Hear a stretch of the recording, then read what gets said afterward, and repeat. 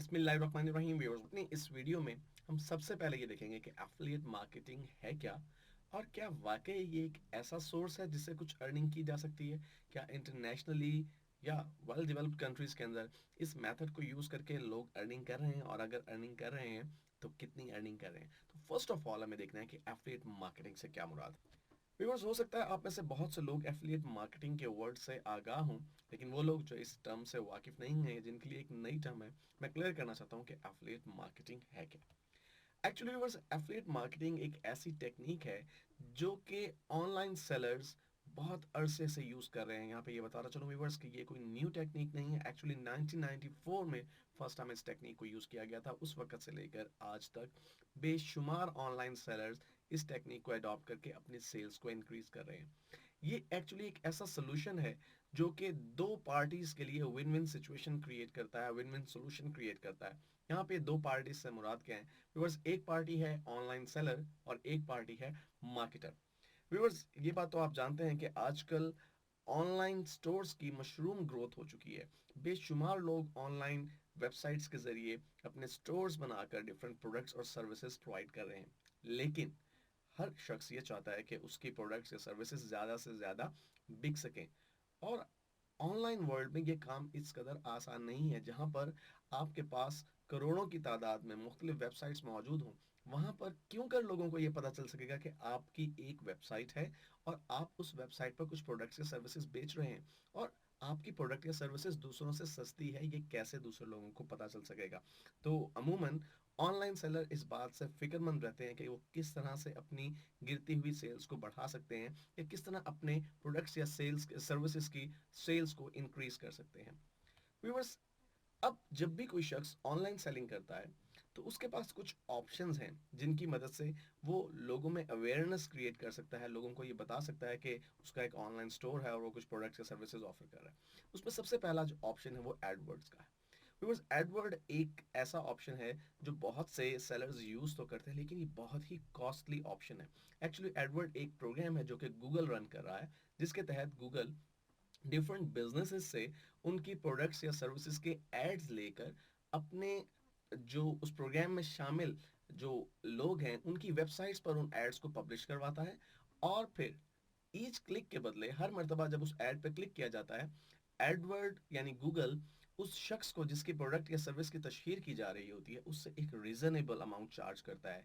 ये amount some time $4 पर click से भी ज़्यादा हो सकती है। इट मीन्स कि अगर किसी शख्स ने किसी एडसेंस के ऐड पर क्लिक किया, तो जिस कंपनी या जिस बिजनेस ने वो एड एडवर्टाइज किया हुआ है उसे $4 या समटाइम इससे भी ज़्यादा अमाउंट गूगल को पे करनी पड़ेगी, चाहे उस क्लिक के बदले जो शख्स उस वेबसाइट पर आया उसने वो प्रोडक्ट या सर्विस परचेज की है या नहीं की, गूगल को इससे कोई कंसर्न नहीं है। इसलिए ये काफ़ी कॉस्टली ऑप्शन है, क्योंकि इसका बजट सम टाइम $1000s में मंथली चला जाता है, और एक छोटा बिजनेस कभी भी इतने बड़े बजट को एडवर्टीजमेंट के लिए यूज़ नहीं कर सकता। इसलिए एडवर्ड बहुत कम लोग यूज़ करते हैं, या वो लोग यूज़ करते हैं जो कि बहुत बड़े पैमाने पर बिजनेस कर रहे हैं और जिनकी पॉकेट एक हैवी एडवर्टीजमेंट बजट को अफोर्ड कर सकती है।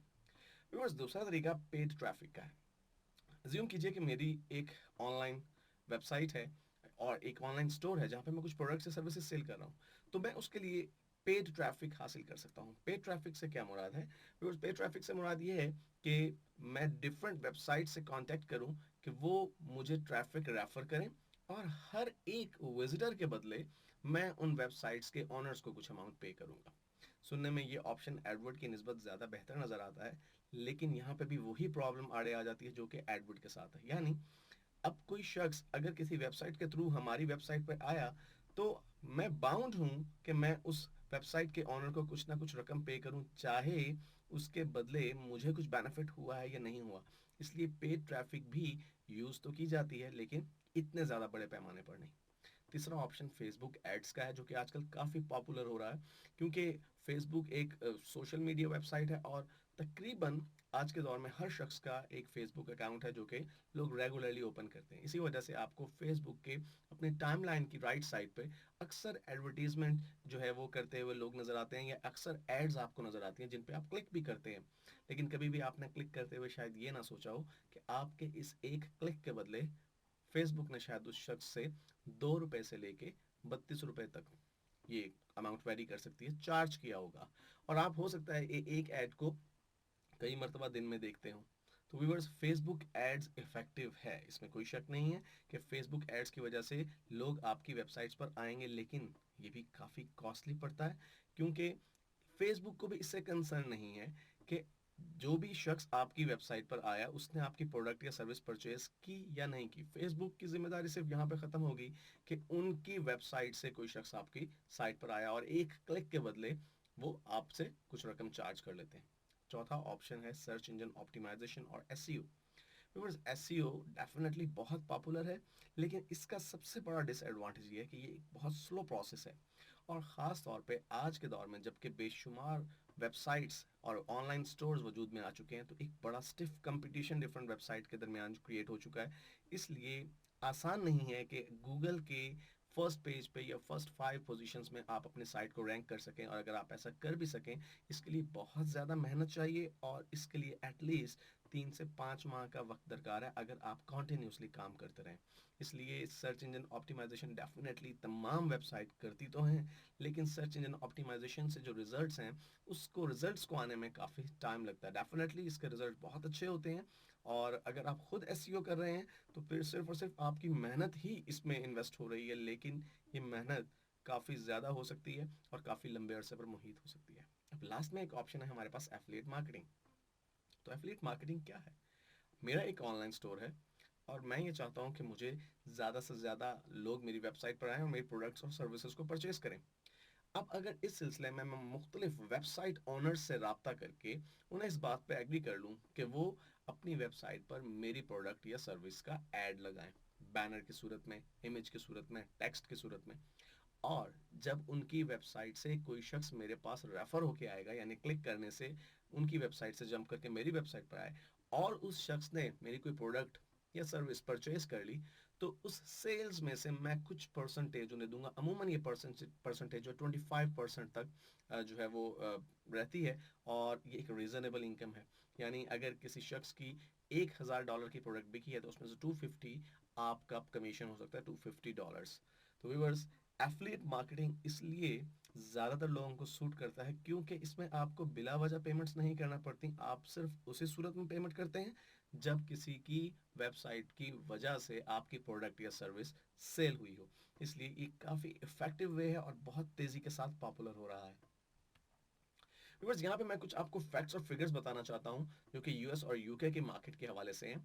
सिर्फ 2014 में ही एफिलिएट मार्केटर्स ने $3.4 बिलियन अर्न किए, और 2016 में ये अमाउंट 4.5 बिलियन तक इंक्रीज कर जाएगी। और सिर्फ यूएसए के अंदर ही 10,000 से ज़्यादा ऑनलाइन बिजनेसेस एफिलिएट मार्केटिंग पर रिलाई कर रहे हैं। इसलिए ये एक ऐसा तरीका है जो कतई तौर पर फेक नहीं है, ये एक्चुअल है, ये जेन्युइन है, और बेशुमार बिजनेसेस इसको यूज़ कर रहे हैं। अब हम बात करते हैं कुछ यूके के बारे में।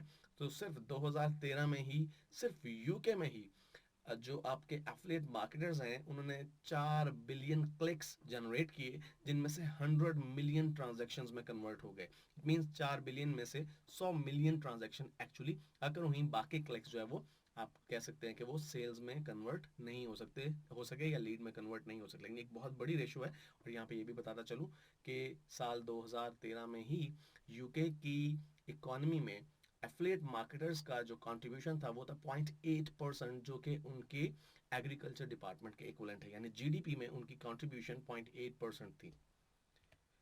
व्यूअर्स, एफिलिएट मार्केटिंग शुरू कहाँ से हुई? जैसा कि मैंने पहले भी जिक्र किया कि एक्चुअली फर्स्ट टाइम अप्रैल 1994 में विलियम जे स्टॉबन नामी एक शख्स ने फर्स्ट टाइम एफिलिएट मार्केटिंग को इंट्रोड्यूस करवाया, और उसने एक ऑनलाइन स्टोर ओपन किया था पीसी फ्लावर्स एंड गिफ्ट्स के नाम से। बाद में अमेजोन ने इस प्रैक्टिस को अडॉप्ट किया और जुलाई 1994 में उन्होंने भी एफिलिएट मार्केटिंग का प्रोग्राम शुरू कर दिया। इस वक्त अमेजोन पूरी दुनिया में सबसे बड़ा ऑनलाइन रिटेलर है और जिसके अपने ही मिलियंस में एफिलिएट मार्केटर्स मौजूद हैं। तो व्यूअर्स, होपफुली अब आपको ये कॉन्सेप्ट क्लियर हो चुका होगा कि एफिलिएट मार्केटिंग क्या है और कौन लोग इसे यूज़ करते हैं। तो अपनी नेक्स्ट वीडियो पे व्यूअर्स हम मजीद कुछ बातें देखेंगे, लेकिन इससे पहले एक बात आपको मजीद मैं बताना चाहूँगा कि एफिलिएट मार्केटिंग में दो पार्टीज इन्वॉल्व होती हैं, एक मर्चेंट और एक एफिलिएट। मर्चेंट से मुराद वो शख्स या वो पार्टी होती है जिसकी प्रोडक्ट या सर्विस है और वो उसे सेल करना चाह रहा है। और एफिलिएट से मुराद वो शख्स है जो कि एडवर्टाइज करता है, जिसे हम एडवर्टाइजर भी कहते हैं। और हम इस कोर्स में फोकस करेंगे एफिलिएट पर यानी एडवर्टाइजर पर, क्योंकि मैंने जैसा आपसे कहा कि ये एक ऑनलाइन अर्निंग के हवाले से कोर्स है। तो मैं फोकस करूंगा इस बात पे कि किस तरह से आप एफिलिएट मार्केटिंग करके अर्निंग कर सकते हैं।